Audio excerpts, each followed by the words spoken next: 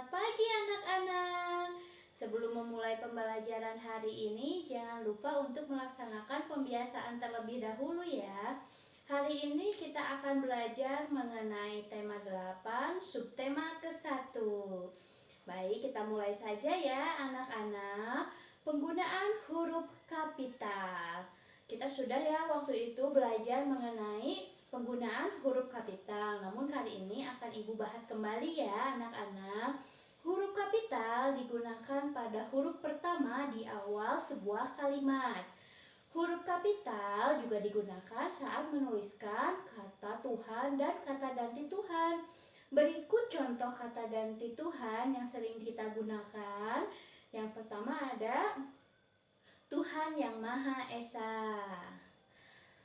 Tuhan yang Maha Esa, T-nya ditulis dengan huruf kapital, Y-nya ditulis dengan huruf kapital, M-nya ditulis dengan huruf kapital, E-nya ditulis dengan huruf kapital. Selanjutnya ada yang Maha Besar ya, sama seperti tadi. Tuhan yang Maha Kuasa, yang Maha Pengasih, dan yang Maha Penyayang. Nah, anak-anak, penggunaan huruf kapital pada nama diri juga.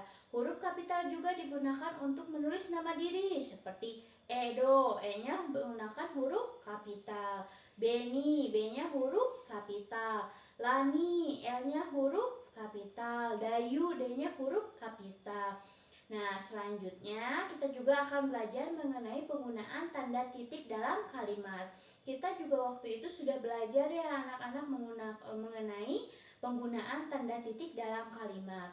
Saat menulis sebuah kalimat, kalian juga harus memperhatikan ya tanda titik. Tanda titik digunakan untuk mengakhiri kalimat.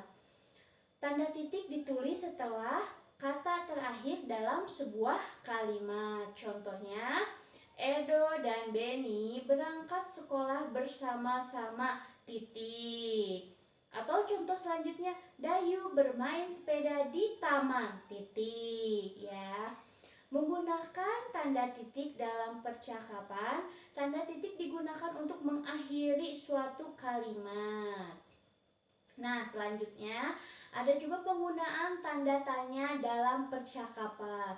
Waktu itu juga kita sudah belajar ya anak-anak menuliskan tanda tanya atau kalimat tanya. Kalimat tanya adalah kalimat yang dibuat menggunakan kata tanya. Kata tanya dalam bahasa Indonesia diawali dengan kata apa, siapa, di mana, mengapa, kapan, bagaimana.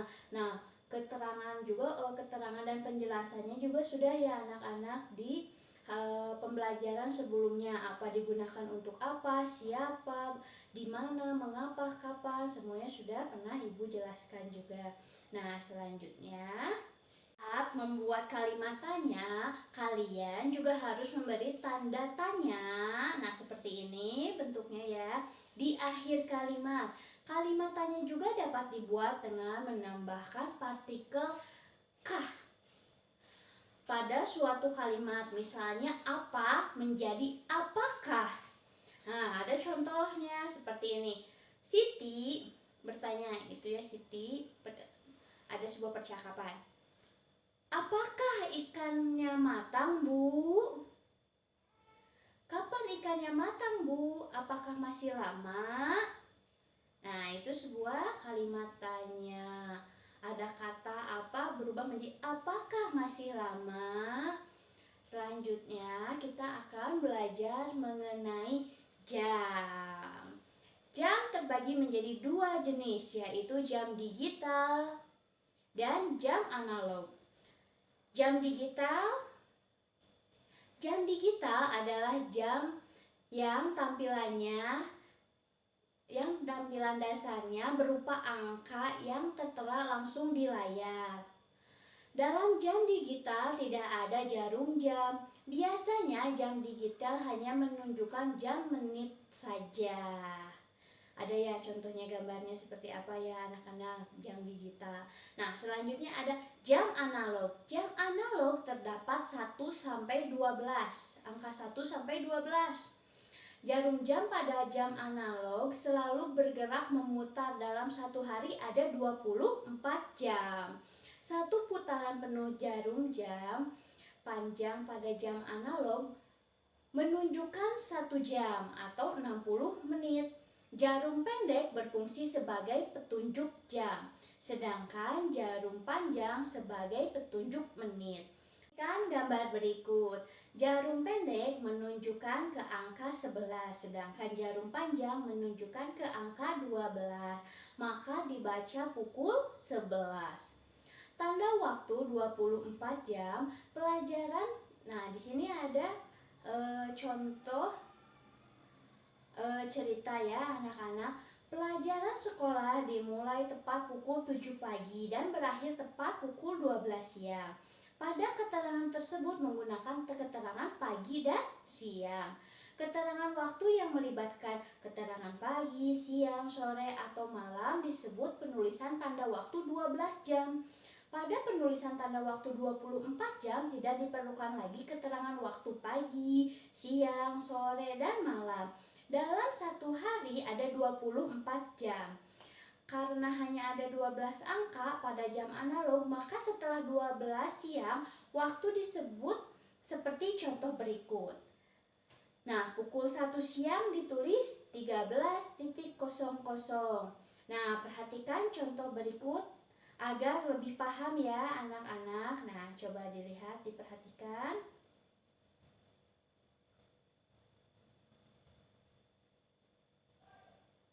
Ya, kita akan menyanyikan lagu Terima Kasih Ya Tuhan karya A.T. Mahmud. Coba diperhatikan ya anak-anak.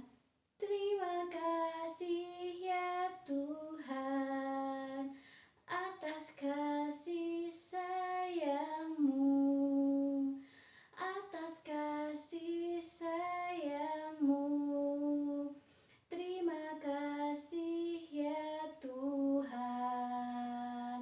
Nah, nanti kalian di rumah dapat belajar menyanyikan lagu Terima Kasih Ya Tuhan dibimbing oleh orang tua.